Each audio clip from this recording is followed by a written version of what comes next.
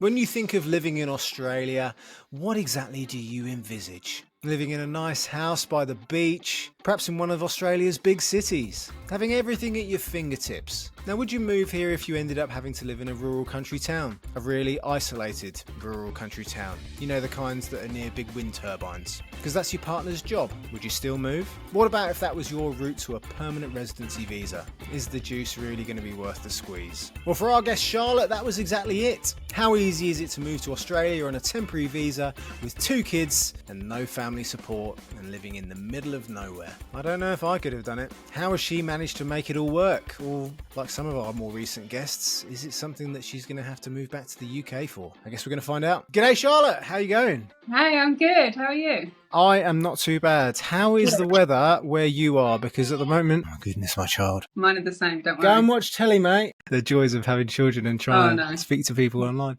Wonderful. Yeah, the weather has been crazy at the moment. It's the wet season in Queensland. How is it like where you are? Yeah, it's been an experience. I mean, it's hot. It's really hot. I think it's like 33 today. And then you'll just randomly get like a warning from like the weather app, like severe flood warning or severe thunderstorm warning. And they've just been horrendous. Like people have had their houses flooded here. Trees have fallen on houses. The storms are just, yeah, they're quite scary sometimes. Yeah, they you don't get them like that in the UK. No, you don't. And the thunder, it's like, it sounds really silly, but I said to someone the other day, like, I've never heard thunder like it, but it's so loud. Yeah. When we first arrived in Australia, we had a little balcony in our rental. Ooh, I know, fancy. And I always remember watching the first thunderstorm because where we lived, it was a place called Brendale, and it's very industrial, but there wasn't in front of where our balcony bit was. It was just kind of like a clear view all the way to, well, as far as the eye could kind of see. And it was just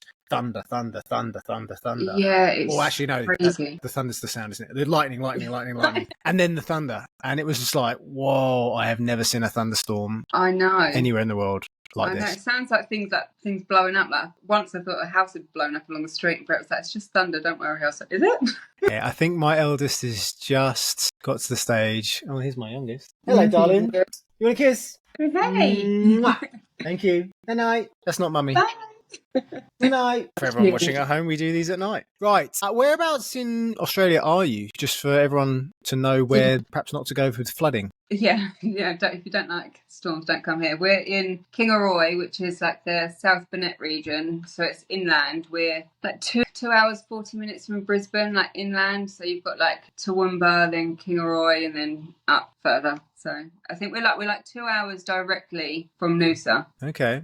I have some really interesting questions then to ask you about Kingaroy because I keep getting news reports popping up on my phone, and there was one I saw the other day about Kingaroy. So wait out. We've got some interesting questions. But before we get onto there, Charlotte, can you paint us a picture of what your life was like before you moved to Australia? Kind of what was your life like? What did you leave behind?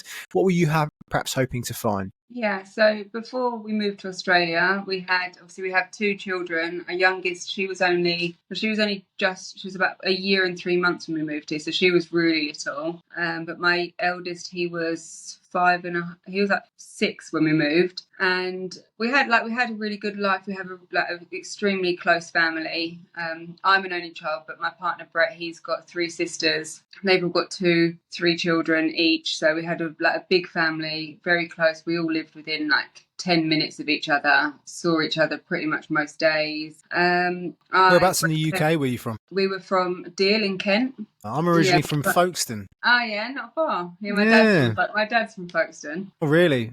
Yeah. It's a small world. It is. It's great. My mum's from Dover, and I grew up in Dover.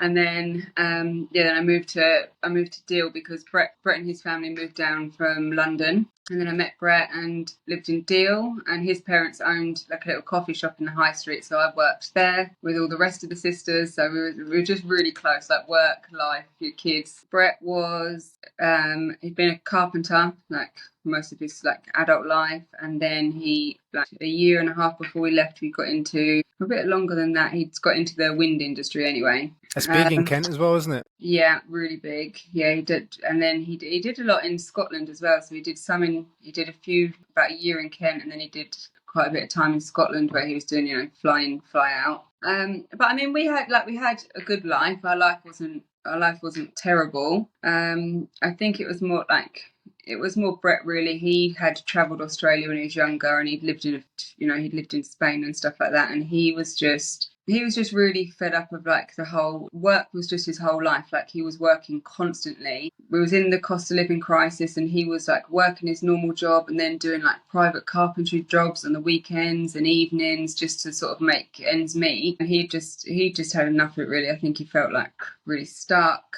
I mean, moving to a different country was never something I'd thought that I wanted to do. And then when I started talking about it with Brett, and I started thinking about the kids' future and stuff. And at the time there was quite a lot that was a bit like sort of worrying about raising kids in the UK. That weighed on my mind, and I don't really know. I didn't really have like a light bulb moment, and I think for a lot of people, like especially Australia, is a lot of people have like dreamed about it for years and things like that. I hadn't, Brett had, I hadn't, but it was I don't know really. The more we spoke about it, I thought, you know what, I think we should do this. We should at least try.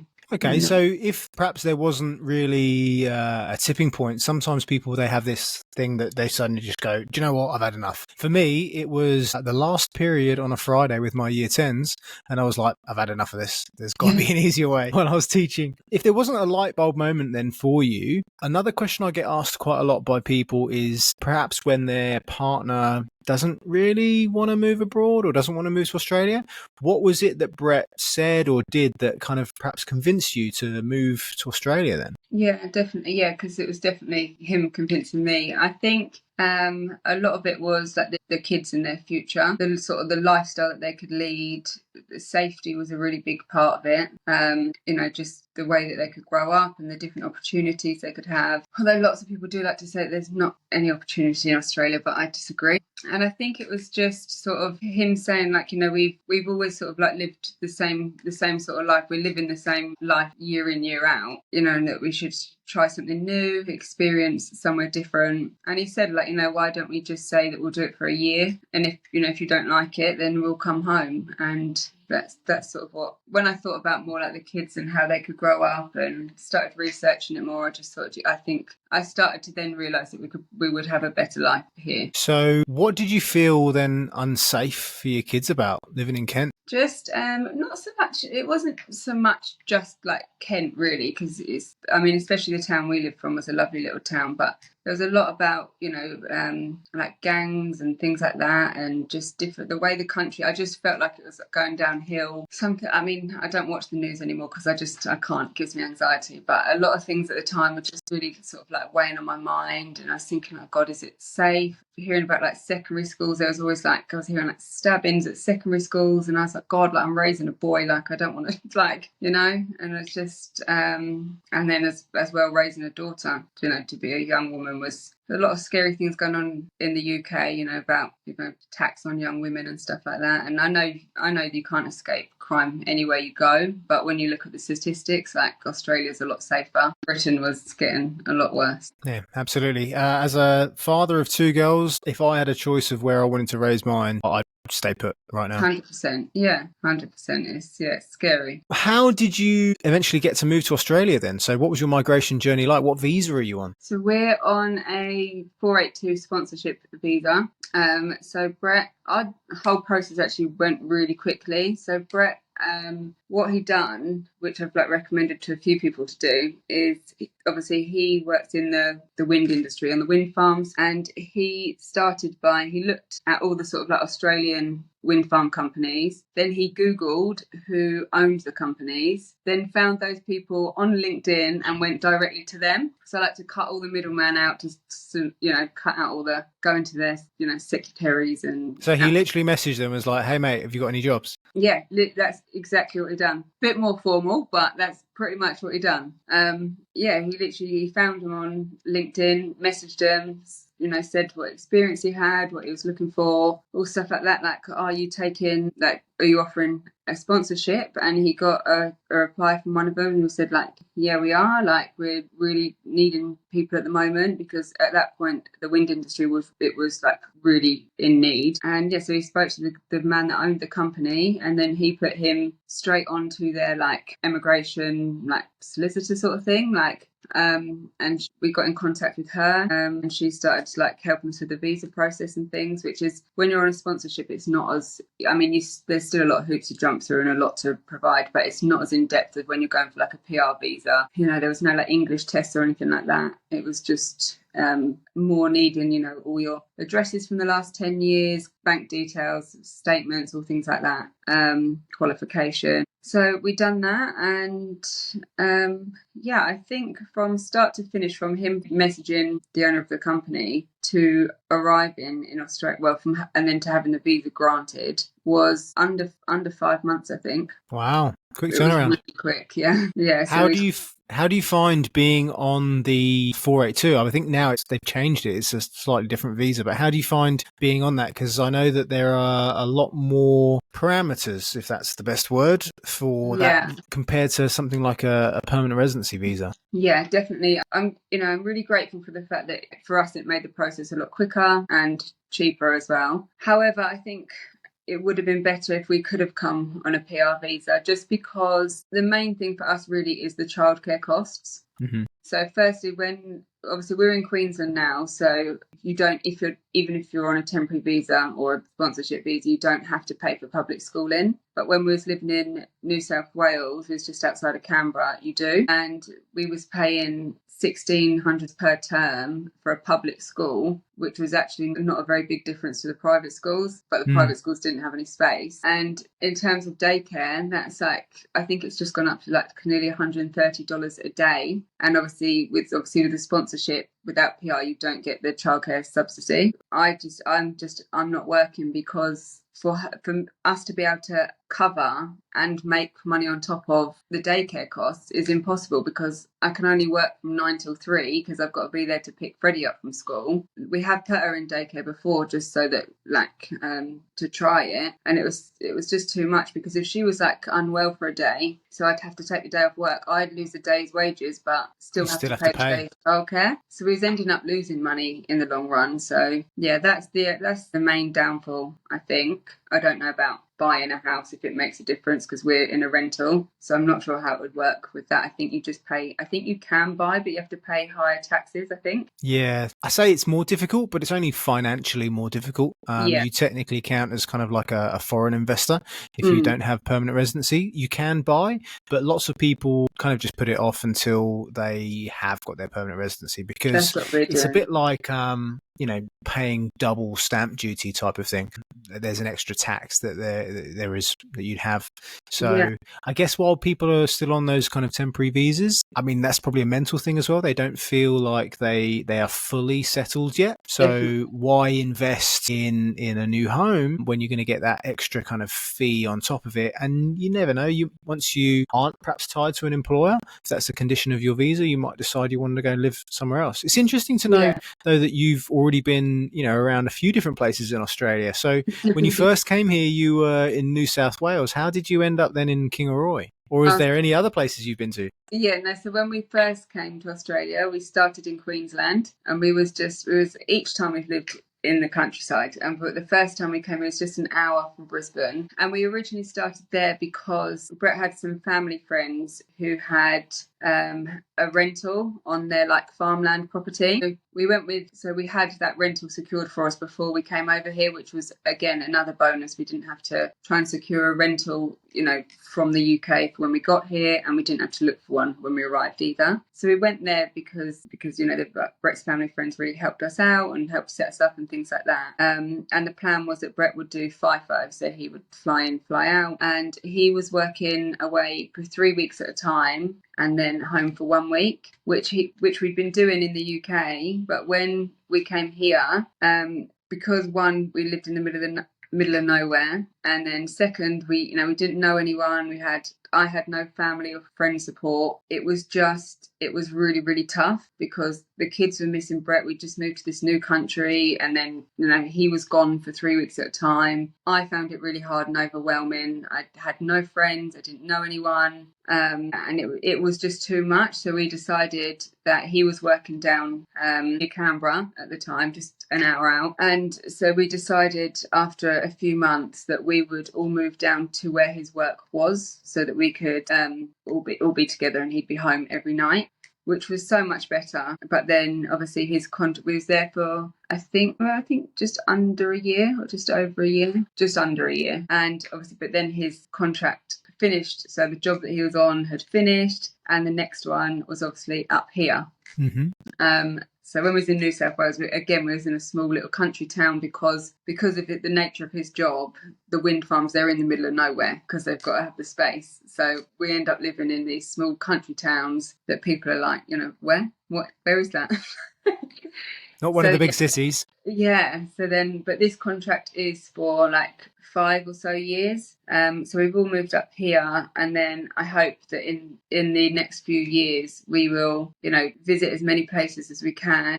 Because by that point we'll have our PR and be more on the sort of road to applying for citizenship by then, because we can apply for PR this year. Congratulations. Thank you. So hopefully by then we might have decided then, where we want to live, where we want to buy somewhere, because obviously we're renting. So that's the plan. But yeah, three houses in less than 2 years in a foreign country has not been. Well, it sounds like it's getting to be a bit like a means to an end, really. I think the nature of temporary visas is that you sign up for the job and you do the job for the time that you've agreed to do it, and that's the trade-off, really, isn't it? It's not really designed to be glamorous. You think about those people that do working holiday visas before they changed the rules for British citizens, that they had to go and do 88 days worth of farm work. It's like a country that's so overly subscribed for people to come here. Unless you can fill specific certain roles, you've got to jump through some hoops and go over some hurdles in order to preserve that longevity, really. It's not glamorous, but that's just the way it is, really, sometimes. It sounds like you're pulling through it, though, even despite having some difficulties when you first arrived. I mean, tell us about that. What was it like, where it sounds to me, you're pretty much living the same UK life that you had, just now you just strip away all of your friends, all of your family, all of the familiarity. You're in what sounds like the middle of nowhere. And I know what Australian nowhere is like as well. You kind of, the sky is very dark at night, and you think, where is everything? What was that like? It was really scary, because the property that we lived on, obviously was really grateful because we'd had so much help securing it and stuff, which made our journey over so much easier. But it was in, like, where we are now is quite a big country town, really. It's a lot more like commercial and stuff like that. Peanut capital of Australia, Kingaroy. It is, yes. I have had them, I wouldn't write home about them, but Yeah, I've been through there once. We saw the big peanut. The first place we lived, it was just like farmland, and opposite was just like this giant pineapple farm. And at night it was so scary. Like, Brett wasn't there. I was petrified. Like, it would take me till like 1 o'clock in the morning to fall asleep. It was really hard, and I didn't know anyone. I was still, getting used to Australia, and it was great. Like, with the weeks when Brett was home, we'd do so many things, and we'd go to the beach and we'd go exploring, and then I'd have these 3 weeks where I was just like, I started to really struggle. I started to get like very homesick, and I was like, like, what have we done? Like, when you think of Australia, like, this is not what I had envisioned. And I really started to struggle. And unfortunately, that sort of like, even when we moved to New South Wales, like that kind of like, I think where I'd struggled so much, I almost carried it with me to the next place. So it took me like a real while to fall in love with Australia. Like, there was nothing about it that I could say, like, if you said to me, like, write 10 things down that you dislike about Australia, like, I wouldn't have been able to. Dislike or like? Dislike. I couldn't like pinpoint what it was that I didn't like. I was I don't think like I want to be in Australia. Yeah, it was vibe. I just found it really hard. I think living rurally in Australia is very different to living on the coast. You see, like 90% of expats, obviously, they come for that beach lifestyle. But when you're sort of bound by a job role, you can't. I mean, we could if we wanted to do the FIFO, but his job only offers 3 weeks away and 1 week at home, which if it was maybe like, I don't know, 2 on, 2 off, we could have maybe made it work. But that 3 weeks is so long, and then the week home just goes so quickly, it feels like a day. So we've had to live rurally for now. So there's still days when I feel like, really not living this Australian dream. but that is mainly outweighed by how grateful I feel to be here now. Like, I do love Australia now, luckily. It was just very hard at the start. So what then was the tipping point or the experience that made you start to feel at home in Australia? I think actually it was, we went back to the UK at the start of this year. We had to fly back like quite suddenly. Hang on, at the start of 2025 No, or start last year? We're At the already just start of into this last year. year. I know, it still gets me. The start of last year we had to fly back unexpectedly, and we was only there for like 10 days. And I think I was really worried beforehand having to go back because I was still like not 100%, and I was like, oh my god, like if I go back to the UK, am I going to be like, I want to stay in the UK, like I can't go back to Australia. I was really, really worried about it. And I know like my mum was as well, and like a few of my friends were like, God, like how do you think you're going to cope with going back, because you know you're not loving it here? I was like, I don't know. And it was just so weird. Like I loved seeing everyone back home. I had like the nicest time seeing everyone, but there was just this part of me like, oh, I can't wait to get home to Australia. Like, Wow. and I didn't know I felt like that, you know. It was really strange, but yeah, I did. When we kept like, I really felt like I was coming home when we arrived back in Australia, and I was really like, yeah, I don't want to go back to the UK. No, I really don't. So What about the UK really put you off? I don't know. I think when you're like feeling homesick or you're struggling, you really do have like the grass is greener mentality. So like before we moved, I thought, you know, the grass is greener here, and then when I came to Australia, I was like, God, I miss the UK. It was so much better. But I think going back, I realised that nothing had changed. I didn't actually miss the UK. It was just the people that I was missing. The streets were, you know, it was so like everywhere in Australia, even in these little country towns, like they're so clean and well kept, and the grass is kept nice, and It's like the council actually does their job. they actually do their job. Yeah, like I said, when we had the storms and the trees were falling down, 8 o'clock the next morning, the council were all out removing trees from the like people's gardens. I don't know. I think I realised that I was just sort of looking at the UK with like these rose tinted glasses because I was feeling homesick. Yeah, and then I came back to the UK, and about a week after we got back, we went to the Blue Mountains in Sydney, and I was just like, God, like was I crazy? Was I going to trade this in to go back to the UK? Like, Yeah. what was I thinking? It's really interesting that you say that, because I've just done another podcast with another guest. It's actually the one that is before this one, and they moved back to the UK, and I was talking to her and I was asking her about the driving force about going back to the UK, and it was mainly down to their job, so they had really good reasons. But I kind of said to her, are you happy now back in the UK? And she was like, no, I want to be back in Australia. And the interesting thing that she said was, wish rather than because they were in this toss up, initially it was they were just going to come back for a holiday. Yeah. And how long they were going to spend in the UK, just kind of in their plans, kept getting longer and longer and longer. And that's when they just decided, do you know what? It sounds like Australia really isn't for us. Let's just go back. And she said, I wish we'd just taken the holiday, because I know that if I'd have just come back on holiday and, like what you're saying, had seen the UK and where I lived for everything, she says she said, I loved the UK when we moved, or before we moved. You know, I was kind of wondering, why are we actually even leaving? But she said, now that I've come back, it's not the same place that I remember before we moved to Australia. Yeah, so it's really interesting hearing your perspective. It kind of sounds exactly the same. Perhaps then that's a tip for anyone that moves to Australia and kind of gets a little bit of cold feet and thinks to themselves, I need to move home. I need to go back. It's not quite for me. Yeah. That's absolutely fine to feel like that. Everyone feels like that. I've felt like that within the first year as well. But if you're feeling that strong about it, the easiest test to do is just book a flight back. Book a flight back, go back on holiday, go and see what the town you grew up in or where you used to live was like, and make that decision. You know, some people would go, it costs a bit more. Yeah, well, you already spent so much money getting out here anyway. Exactly. It's just a flight. Like you said, it's going to cost more if you actually move back and then regret the decision. I spoke to a lady on Instagram who had done a similar thing.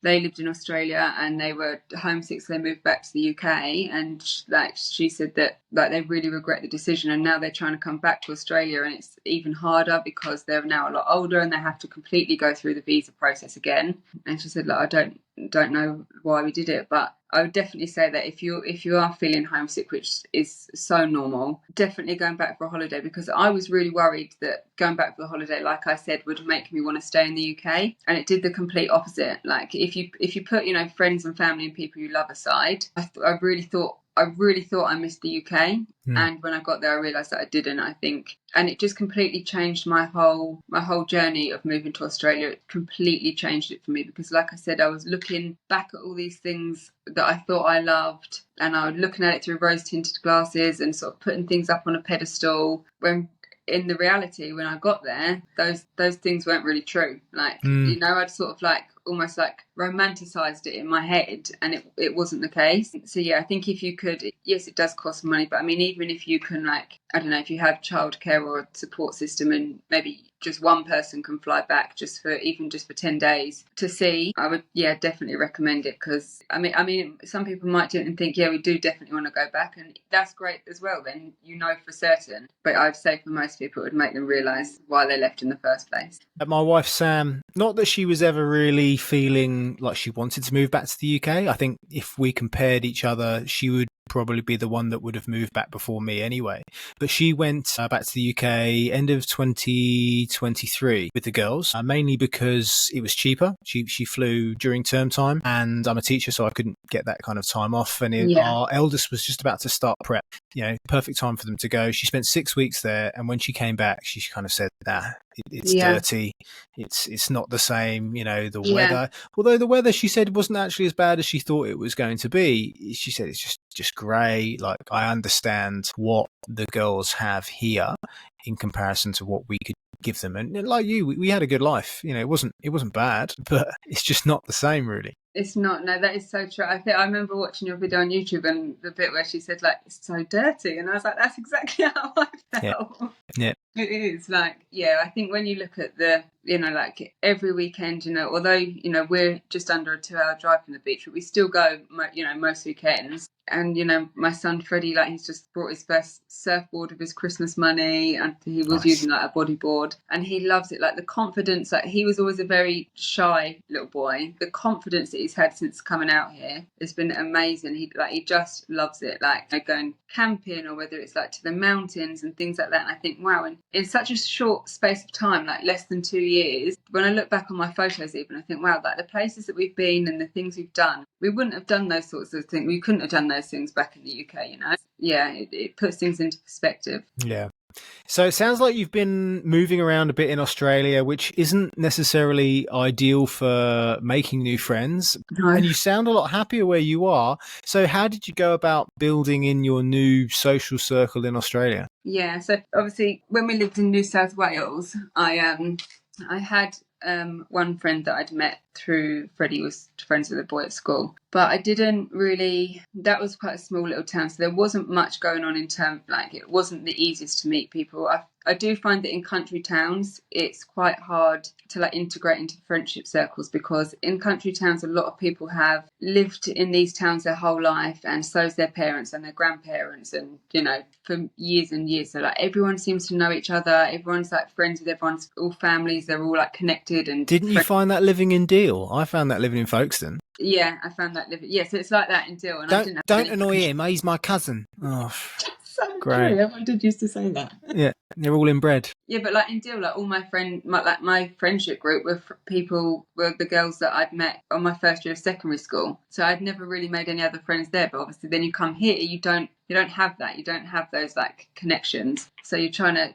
It was weird because I struggled with, like, I'd never been in a position where I'd had to make friends, because like I said, my friends were all from school or Brett's sisters. So having to like make friends as an adult is almost like a little bit of an uncomfortable feeling. Yeah. But yeah, so I didn't really, I had one lady that I was friends with in New South Wales, but coming here, there's a lot more going on in this town. Like there's like so many different like toddler groups and kids sports activities and things like that. So I just promised myself, because I think I didn't even bother to make friends the last time because I felt so low, and I was like, I just don't like it here. I was like, everything, I was just sort of like, what's the point?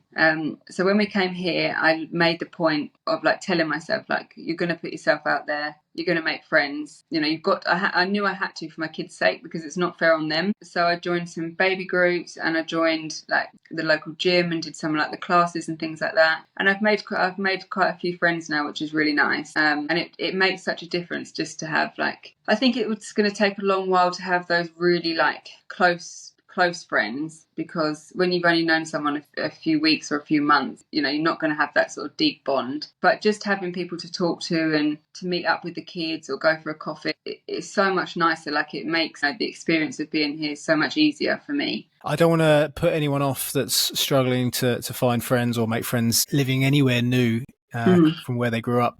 But I listened to a podcast the other day, and it was talking about the difficulties making friends, new friendship groups while you're an adult. And they said the scary statistics are that it takes on average 70 hours to turn like an acquaintance into a friend. Now, when you're a teenager and, you're all in the same school, but as an adult, when you've got all these other responsibilities and your kids, unless you have something that's going to be able to bind you to them, like, our kids are in the same sports team, so we're always going to spend that regular time with each other. Yeah. You might eventually do it, but how long is that going to take? And it's, adults, you're busy, people work and people have got different commitments and they've got other friends and they've got family. Like over Christmas, I didn't see anyone because everyone was off with their families and things like that. And I find in Australia as well, I mean, it probably is, it sounds a little bit different to country towns, but where we are in Brisbane, quite often people, the easiest ones to make friends with are normally the ones that, like us, have moved here for whatever reason. They don't come from this part of Brisbane in particular. They might come from New South Wales. And then at Christmas time and over the summer holiday, what are they doing? They're going off to go and visit family. So they're away, The people wanting to break in people's houses are thinking, oh, this is wonderful. There's all these empty houses. But, it's not so great if you wanted to meet up with people and have people around. And I think it's hard trying to move from that sort of surface level friendship. Like it's very easy to meet people and go for a coffee, and then you'll find that it just sort of doesn't really go any further. It's just you might, like each other's stuff on Facebook and say hello when you see each other, but it's quite hard to find those people where it moves beyond that. Yeah, it's a numbers game, isn't it? Yeah. Now, if you don't fancy trying out your networking skills like Charlotte's husband Brett and messaging every company that's within your industry on LinkedIn, but you want to move to Australia and you don't really know where to start, then you need to speak to the sponsors of our podcast, True Blue Migration Services. And when you mention us and upload your CV or resume, they'll be able to tell you for free exactly what your options are for getting a visa to move to Australia. And they'll even help you decide whether a temporary or a permanent residency visa might be the best option for you given your circumstances. Follow the hundreds of positive reviews on Google. And when you mention that Johnston Life, you'll even be able to do one better because you'll be able to save $200 off the cost of your visa. Speak to them today on their website at www.truebluemigration.com or just follow the link in the description down below. So one of the topics then that lots of people like to talk about when moving to Australia, wherever it is that they're coming from, is the cost of living. Now, you've been out of the UK a little bit less time than me, so you might be better at answering some of these kind of questions. You've been back. I've not been back in 4 years, so I have no idea what some of the costs are sometimes. How do you find the cost of living in Australia, perhaps even Queensland, New South Wales, even what it's like in country towns? Because I sometimes hear that it's a bit more expensive. What's the cost of living like for you? Yeah, so I definitely, I saw a thing about country towns being more expensive, which I don't know why I thought that they'd be maybe a bit cheaper, but I'm guessing it's, delivering stuff. Food shopping, grocery shopping is definitely more expensive here. And even, honestly, even in, we've been here 2 years at the end of February, and even in that short amount of time, I've noticed my food shop bill is considerably higher. So, so that's definitely gone up. And I definitely do find in country towns it's a lot more expensive, food shopping and things like that. We've been quite lucky with sort of both our houses with rent. I think that for the price we pay, we've got really good houses. And I definitely, some people argue it, but I would 100% say when it comes to housing, whether that be buying or renting, unless you live obviously in Sydney City, the value for money when it comes to housing in Australia is so much better. You get so much more for your money. And there'll always be Australians that will tell you that's not true and they could buy a house cheaper just outside of London. I'm telling you, you can't. You might be able to find it might be cheaper, but what you get for that amount of money is so much better in Australia. They don't know the jokes that we say about, that'll buy you a car parking space in London or that'll buy you a shed. No, we're literally being serious. We're being serious, I don't think Australians get it in the sense of how small UK houses are. I think the average UK house is something like 87 square meters in total. And the average Australian house is 180 square meters. Yeah. Like it's more than twice the size. It's So if the price is, 10% more, yeah, but yeah, I'm getting over 100% more yeah. house. Like when you calculate the price per square meter, and then you can kind of make that comparison. Yeah, definitely. And I think like we obviously I can't go on like buying houses because like I said we were renting and we rented in the UK as well. But like so I worked it out the other day like we pay like 620 a week here. So that what's that a month like 4,000 just over 4,000 a month. No, what's that? 620 a week. What's that? Or 80. Yeah. That's times 4. It'd be a bit more. Yeah. So then in pounds, 6. that's like half of that. Yeah. Oh, yeah. They times it by 2. Yeah, no. I'm going to put that overlay of that woman thinking meme, like us Yeah, doing the please maths do. in our heads.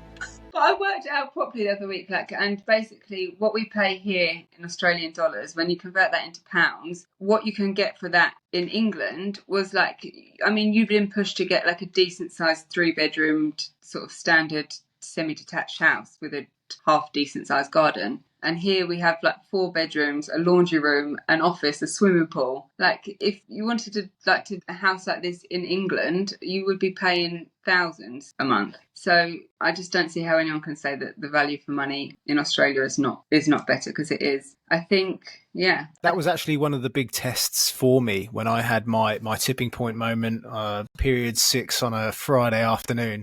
I literally went onto realestate.com. Well, actually, at first I went onto Zoopla and was like, how much is my house worth? Mm. Did the conversions, and I was like, right, maximum budget is whatever it was at the time. And I just kind of typed in, I started with Sydney and it came up with 2-bedroom apartments. I was like, I don't think Sam's going to let me move there. Same thing for Melbourne. Again, same thing, 2-bedroom apartments. And then I did it for Brisbane. This is the only reason why we ended up living in Brisbane. I was just going through geographically the biggest populated areas. And then if you ever looked at realestate.com, you saw those little red dots and just the whole of Brisbane just lit up. And I was like, okay, hang on a minute. Let's, because I've figured out the filters. Let's turn this into, 3-bedroom minimum houses. And it just still stayed lit up. And I was like, looks like we're moving to Brisbane then. Yeah, it's crazy. I think I would say I don't think that would be the case now, though. No, I Not necessarily for Brisbane. I think prices, like house prices in Brisbane, have gone up quite a lot, haven't they, recently? I think at one point we were second, and then I'd have to look into it. I think Adelaide has now gone crazy, and they're either third or second. But Melbourne is the kind of like dropping down. I think they got ruined after COVID, and lockdown after lockdown, and no one really wanted to live there anymore. My friends my friends from the UK, she's just moved. I think they've been here nearly a year now. They moved to Australia and they're in Melbourne, and they're sort of looking at some different options because she said it's really expensive. I mean, they're in the city, but they don't have like kids or anything. So I think they have like an apartment in the city, but she said it's really expensive there. So they're sort of like weighing up their options of where to go next. Yeah, well, if she likes the warmth and doesn't like the cold, then you have to go. I think she's hoping to come Brisbane way, so hopefully she will. What's been the biggest surprise then for you moving to Australia? Have there been any big surprises? I think it sounds a bit cliche, but honestly, how happy people are here. Like when you come from the UK, you don't expect it. And when I say that to people that are Australian, they're like, "Oh, really? No. Honestly, like go and live a year in the UK, and then tell me that Australians aren't happy people." Obviously, there's exceptions. We're from Kent, from the south end of Kent. Any further south, you're basically French. Yeah. I didn't really go much further. I spent the last 18 years in the UK in Reading. So I was always in this kind of southeast bubble, always within an hour of London type of thing. And I say that type of thing to people who are, perhaps more northern, and they don't necessarily experience it so much. I think it's definitely a southeast UK thing where it's head down, everyone's too busy, no one has any time for anyone. If anything, they're slightly passive aggressive. Yeah. And to have someone here, you just walk to the shops and they're like, "Oh, hey, how you going?" And you're like, "Yeah, I know." And they're like just random strangers will speak to you. But I think it definitely is a southeast thing, because I said something about that once, and a lady from up north somewhere, and she said like, "Oh, I disagree. Like the town that I'm from, like everybody speaks to each other and everyone helps each other." And I was like, "Okay, well, where I'm from, they don't." Yeah, well, perhaps you shouldn't move to the eastern suburbs in Sydney then, because you might have a little bit of a shock if you did that. Definitely. But yeah, people are so friendly here, and I think I think it's like, before I moved and stuff, obviously I did lots of research on Australia, and loads of people, saying about how relaxed the lifestyle is and things like that. And you don't really, not that you don't believe it, but you have to experience it to understand it yourself. But it really is here. Like, everyone is honestly so laid back. Like, I'm surprised they don't like just fall asleep standing up sometimes. Like, they're so chilled. Like, they're just not fazed by anything. And I really like that. Like, yeah, I think it is really nice. I like how much I feel like kids can be kids a bit more here. Like, I don't feel like kids have to grow up like really fast here. Like, I felt like in the UK, kids were growing up really, really quickly, and I was always really shocked. So I was like, God, when I was 10, I was still like playing make believe with dolls and stuff, and kids don't do that at 10 now. Whereas here, I do feel like they are children for a lot longer, if that makes sense. Yeah, no, I They're agree. allowed to be children, Yeah, I remember into my early teens, going down on bikes and building jumps and things like that. And where we live, it backs onto what they call it, an easement. Like, we'd probably call it an alleyway, but it's quite a large one. It's got trees and stuff in there. And every now and again, we see the kids from the local neighbourhood out there kind of building jumps, and you're kind of looking over the fence going, oh, what are you doing? Because automatically coming from the UK, you see a teenager that's kind of behind your fence. You're thinking, oh, what are you doing, you little bugger? Yeah, you're casing my house out, so you're going to come and rob it. But they're like, no, we're just building jumps. And they got all their bikes there and stuff. And you're like, mate, in England, I used to see my brother and sister are older than me. So, their kids. So I've kind of watched all of them grow up. And I think that's one of the sadder things to say is when I compare like their childhood to what my childhood was like, I completely agree that the sentiment of they've just had to grow up much quicker. And it's a sad thing to see. Yeah, and I'm not sure, I'm not even 100% sure why, because I think, especially, TVs and internet, they do have the same access to everything, but I don't know. I don't know if it's because the lifestyle is so much more outdoorsy here. So kids do generally spend most of the time at the park or out on their bikes or at the beach. So maybe the influence isn't as much on them. But yeah, I love the fact that I feel like my kids are making the most of their childhood and they're staying innocent children. It sounds then like your kids are able to live their childhood a bit more. How has Australia changed you or even Brett as a person? Definitely. I think now that I'm over my struggles, I find it really good here. Like, I feel it's been really good for my confidence, because I went from living at home with my mum to living with Brett. So I'd never done the whole travelling after school, like once school had finished, I never went travelling like some of my friends did. So I'd always been very dependent on my mum and things like that. I mean, I'm still very dependent on Brett now, but I think it's done wonders for my confidence, because I've had to push myself out of my comfort zone, which I'd never really had to do before. I've had to, like I said, make friends. I've had to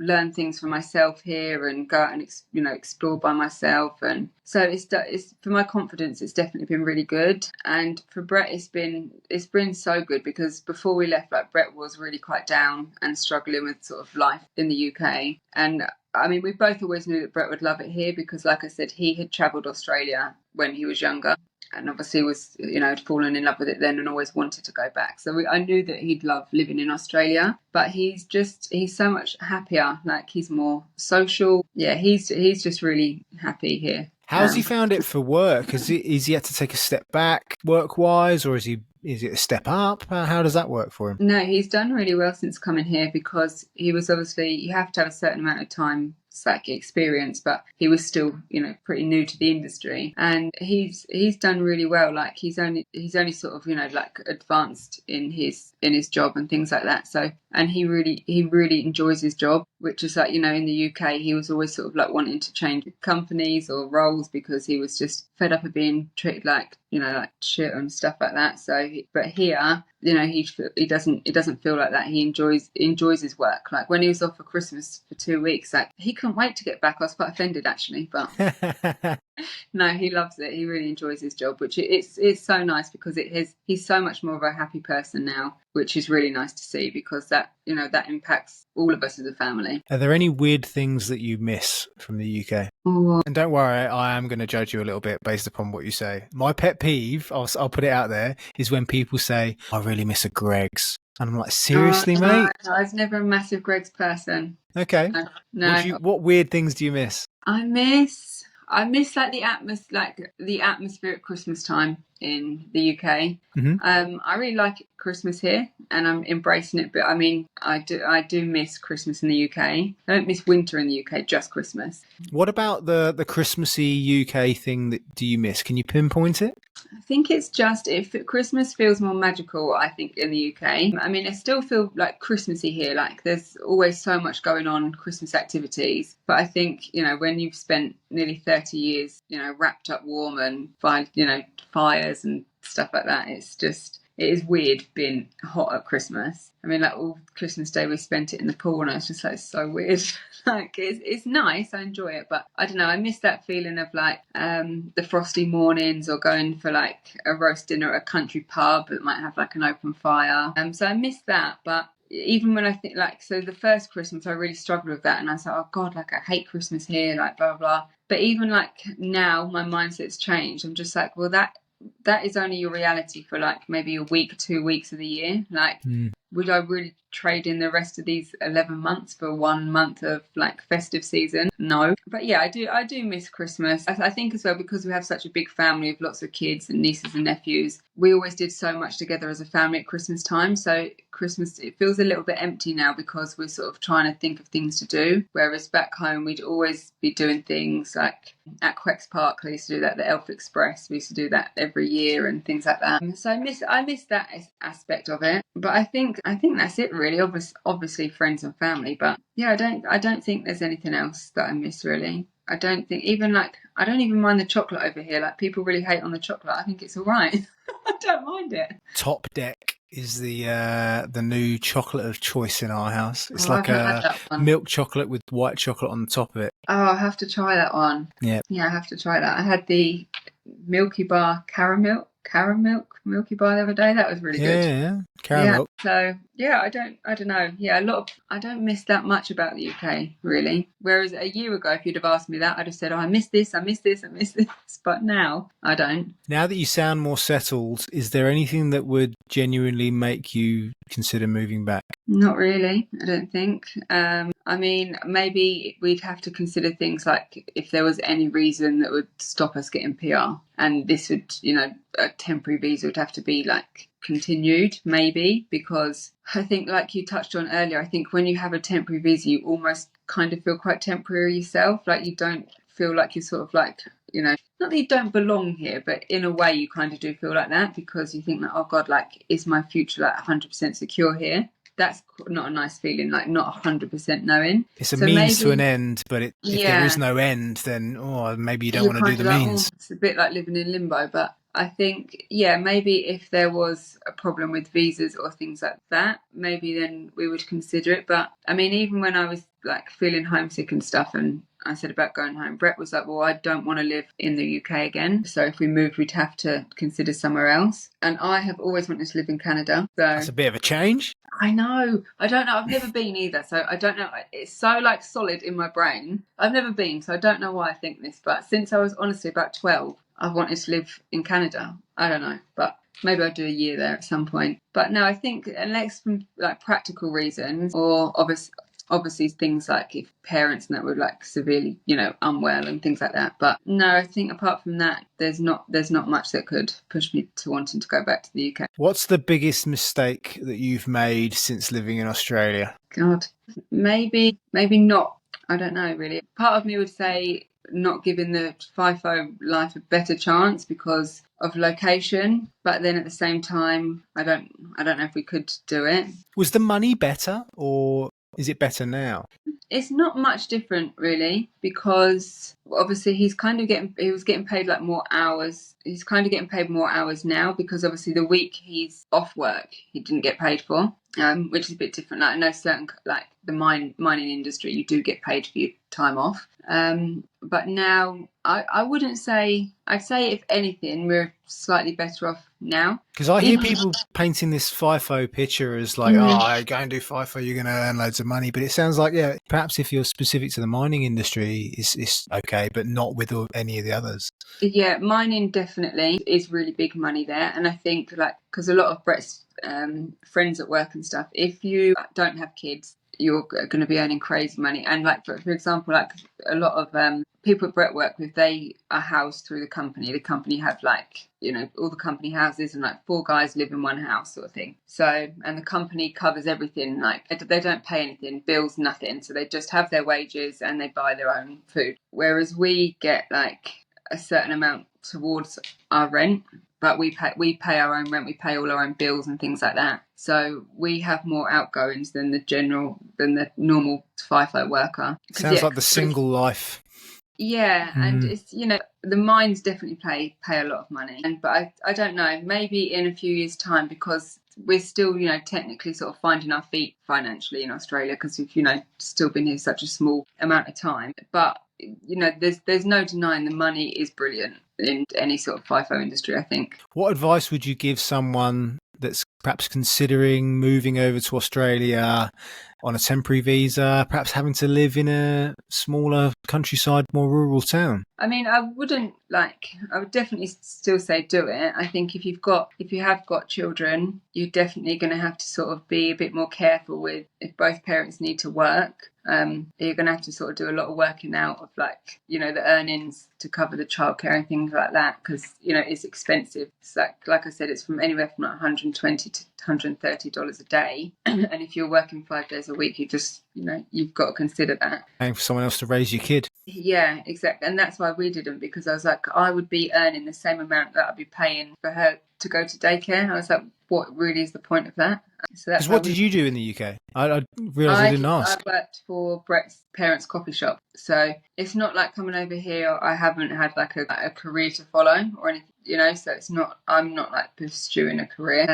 I think obviously if you are, then it probably might be beneficial for you. But I have worked in a coffee shop here, and what you're earning in a coffee shop, you don't break even with the daycare. So it's just not worth it for us. But I think I wouldn't. Handy hours for when she does go to school, but not necessarily financially viable right now. 100%. Yeah, when she goes to school, it'll be fine. I mean, if you haven't got kids, a sponsorship visa is really good. There's not really much that would hold you back, I don't think. But it's still completely doable. Like we're doing it lifestyle wise, financially wise, we're doing well. I definitely don't regret our decision. If I could go back and we had the choice between the two, obviously I would choose to have PR when we came. But no, I don't regret the decision because of the visa choice. And if you do have to live in like a rural town or a country town, like, it will feel quite strange at first. I mean, I grew up in the countryside, so I love it. I don't know, if you're not a country person, then you probably won't love it.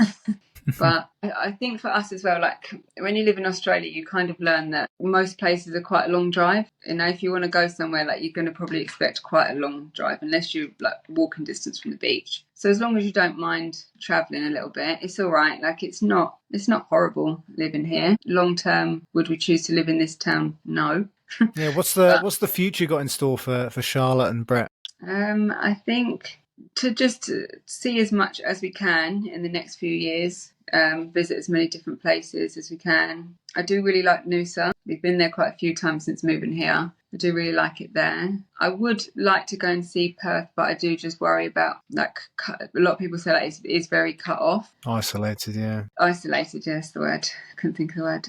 So I don't know, but I think maybe visit New South Wales again, because when we was down there was a place we used to go to called Jervis Bay. Mm-hmm. We really loved it there, and that has probably been the one place since moving here where we've been like, I could live here. Like, really had that feeling about it, like I could live in this town forever. So yeah, just finding where we want to like settle really, and trying to work out, because you know it's hard when you've got kids. I don't want to move him schools again. I know that we've still got one more move to do, and I'd like that to be it, because you know he has to go through, you know, being the new kid and making friends again, and I want him to have, you know, good friends when he goes to high school. A bit stability. Yeah, just finding where we're going to stay really, because I mean, if I could pick our house up and move it to the coast, I would, but Kingaroy is not where I'd want to live long term, that's for sure. It's that? Lovely here. What's wrong with Kingaroy? Come on. There's nothing. There's a lot of youth crime here, which sounds really. Is it bad? That's the report I heard. Yeah, it's quite bad. It's not like you don't feel unsafe being here at all, but like I sound like a hypocrite because I was saying how safe Australia is, and like the youth crime's terrible. There's been a lot of like car thefts and attempted break-ins. and it was all sort of around the Christmas period. So they've been quite bad. We luckily haven't been affected here. Someone had like an attempted break-in down the road, and I've got to say, like after about 10, I think the police were called, and the police knocked on our door. And they was like, "Oh, have you?" They just came to check, like, "Are we okay? There was a break-in down the road, just happened. Have you had anything?" Which luckily we hadn't. So I've got to say, the one thing I will give it, like there has been a lot of youth crime recently, but they do get caught. Like the police are pretty good. I find the media as well just likes to sensationalize it a bit. I mean, I'm Yeah, not saying that youth crime isn't a problem. It clearly is. But it is. when I lived in we lived in the UK, Sam's dad got broken into and his car got stolen, like in the middle of the night. Like that happened there. Where just before we left, I actually had the police come round to ask me about my CCTV cameras and to check, take some copies of it, because they couldn't tell me, but I think, and well, I did kind of ask and they kind of nodded. There was a police officer that was killed. He was investigating a quad bike theft, and the travellers that lived on the site that he was investigating it, they murdered him. Well, they didn't actually get done for murder, because they dragged him behind their car. He was attached to like a piece of rope, and they got away with manslaughter because they claimed that, we didn't know he was attached to the edge of the rope. So that poor guy died. And, that happened literally a few miles from where I lived, because, the police came and they wanted to check our CCTV. So when people say things, and we never heard these kind of words like, there's a crisis, there's an epidemic of crime in the UK. And I kind of look back and I think, I saw this news report and I thought, little buggers, you shouldn't be breaking into houses. And I hope that they get the exact punishment that they deserve, especially with this new Liberal government, adult crime, adult time, whatever.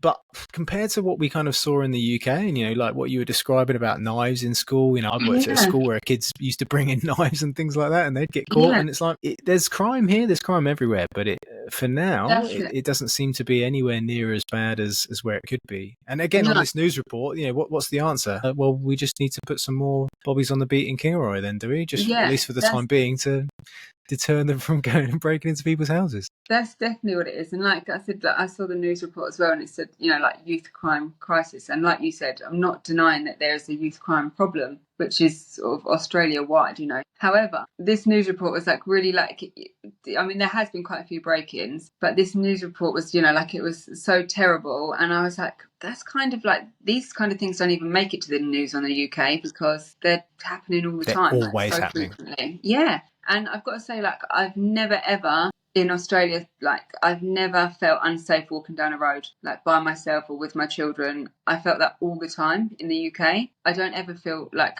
unsafe here. Like, I'm unsafe in the sense of like, it is a worry when you know that there's break-ins happening close to you. But it's not like, and they say about the youth crime and stuff, like, yeah, all right, they are little shits. They're trying their luck. It's not good, and something has to be done about it. Of course, I'm not saying that. However, like when I go past, even as a grown woman, I used to go past teenagers in the UK and feel scared. Like, would be like, I don't want to pass them. I don't feel that here. Like, they'll still say hello to you and that. Like, Freddie was on his bike and they're like, all right, mate. Like, probably the same ones that robbed the cars, but quite nice when I was face to face with them, So yeah, I think the crime, I mean, there is, like you said, there's crime everywhere. You can't escape that. Every country, there's good and bad in every single country. But as someone that's lived in the UK and Australia, when you compare the two, for me, there is no comparison. Australia is so much safer, in my opinion, than the UK. I was 13, walking down in Folkestone, down one of the main roads, about 8 o'clock at night, when I first had a knife pulled on me.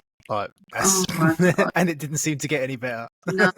Yeah, I think Folkestone and Dover were both as bad as each other, I think, weren't they? Yeah, it's not good. Like, even as a teenager, when I think back, like, God, some of the situations I remember were really scary. Like, and it's got worse from then. Like, at least when I was at school, like, if someone was to have a fight, they would have a normal fight with their fists. Whereas now you hear about the fights in the UK at school, and like, people have got knives, and in London, guns are getting into school. Like, it's horrendous. Well, at least Kingaroy doesn't seem to sound like a UK ghetto. No, it's not. It's not.